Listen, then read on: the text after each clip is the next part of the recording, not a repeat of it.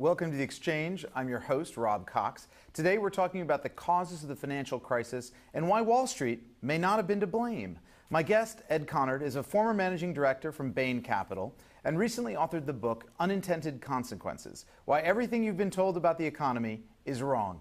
Okay, so you probably have gotten a lot of people, Ed, who think you're completely wrong, because one of the arguments you make is that income inequality, which is of course the issue du jour, it is the Occupy Wall Street rallying cry, is of course, you argue that there actually may be a benefit to having an unequal distribution of wealth in society. Sure. I make an argument that the economy has changed significantly since the 1950s. In the 50s, we're capitalizing on material goods like cars. You need big manufacturing industries. You got to pave millions of miles of roads. You need a worldwide oil industry. That's the era of big business, economies of scale, funding investments. Individuals don't matter much in that time period. Today, 13 people can create Instagram in 2 years and $1 billion of value.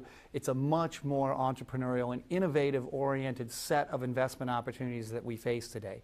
When you make a comparison to the U.S. and Europe and Japan, you see that the U.S. has produced almost all of the innovation that's been generated over the last 20 years since the commercialization of the internet, and it's shocking how little of it's been created by So entrepreneurs are the backbone, or they are the people who make the economy happen today. I accept that, but what is it about the notion of some distribution of income that would impede that? I'm not sure I understand. Are you saying they shouldn't be taxed at all and we'll have a greater flourishing of entrepreneurs? Or no, I think we should be careful about the extent to which we do or don't believe that incentives for risk-taking create more risk-taking. I think if you look at micro examples like the state lottery, for example, when the payoffs go up, people start wagering like crazy. We saw with the internet when the valuations were high that people started to leave their jobs to try to create internet startups. We saw a lot of real estate speculating and people fixing up houses and such in real estate.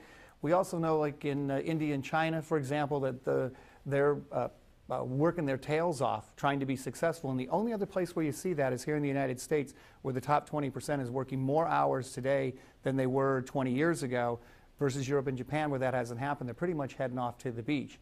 And what's the benefit of that? We have grown significantly faster since 91. I think from 2009, we grew at 60-something%. France is in the low 30s, Germany's 20, Japan's 15. If you don't pump that growth rate up with innovation, it has long-term consequences. But so from a policy perspective, what do you do to make sure that you are, in fact, encouraging that kind of entrepreneurial drive and spirit? Well, let's not kid ourselves. Right now, taxes are running at 15% of GDP. Spending's running at 25.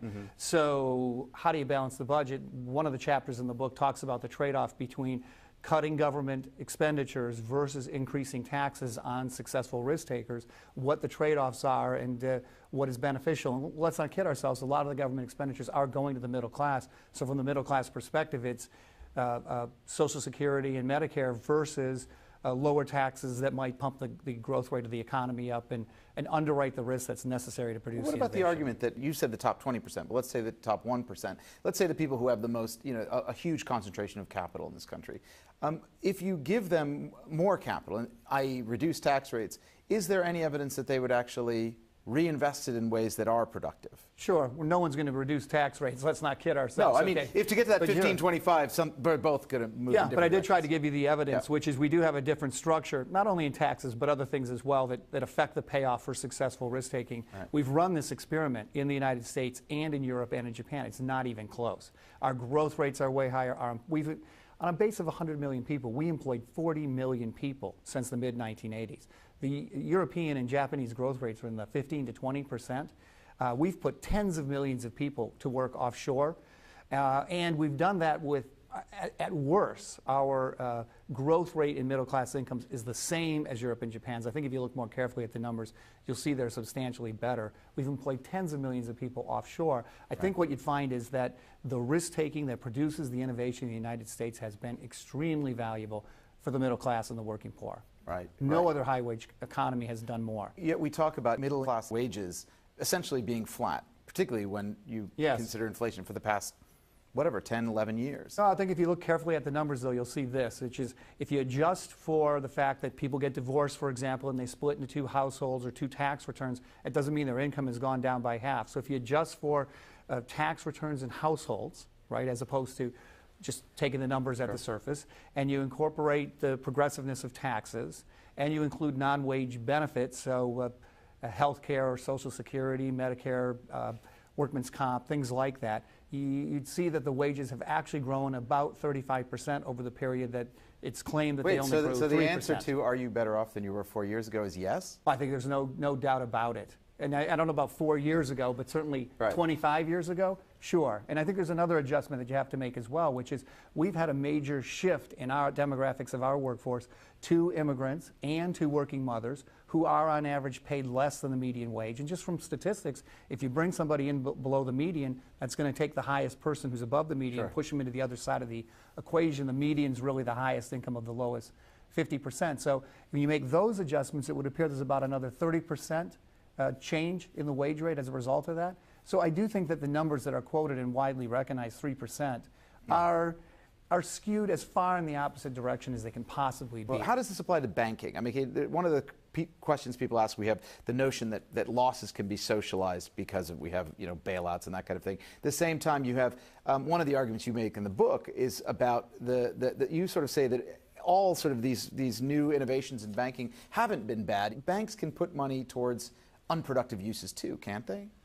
Sure, financial speculation. I don't think that creates a lot of jobs or growth for our economy. So yes, and I think if you, well, there's reasons why they might head in that direction based on how finance is structured. But I think there's a misunderstanding about the financial crisis. And that is that people believe that a 30% drop in real estate prices, which was extraordinarily large, crippled the banks with the subprime losses. In fact, the losses are today estimated at about $300 billion. A large portion of those, a majority of that, suffered by non-bank investors. What really crippled the banks was a withdrawal of institutional deposits. There was about a $1.5 trillion withdrawal, despite the fact that there was $15 to $20 trillion of government guarantees. Had the guarantees been smaller, the withdrawals would have been much bigger. 5 times bigger than the losses. Doesn't the notion that you can always have a run on a bank actually discipline the management of a bank not to do stupid things with well, what I would tell you is money? We want to hold the banks responsible for loan losses, and we want to make sure that they don't make stupid loans. But if you hold them responsible for withdrawals, they have no choice but to leave the money sitting idle, available to fund withdrawals. And if it's available to fund withdrawals, it's not available to fund your business, it's not available to fund your house. And so that slows down the economy. It leads to high unemployment, slow growth rates, contracts. We've seen the movie twice before. We saw it in the 1930s, and we saw it in the 1990s in Japan. 10 years of lousy growth and high unemployment. And that's where we are today. But look, I mean, look, J.P. Morgan is much in the news in the last week. It had, a $350 billion portfolio. Now that portfolio is essentially, those are essentially liabilities or deposits that the bank has that it has no useful purpose for. In other words, it doesn't have demand for those from borrowers, so it has to find something to do with that money. Hopefully something safe, buys whatever it is. But I mean, so isn't that money just sitting there? It's sort of, I'm not sure how it falls into your argument. Because well, I think when money's sitting there, I think that's the problem, by the way. Today, there's a lot of money sitting around because banks are reluctant to lend it and borrowers are reluctant to borrow it. And as a result, the whole economy slows down in the short run.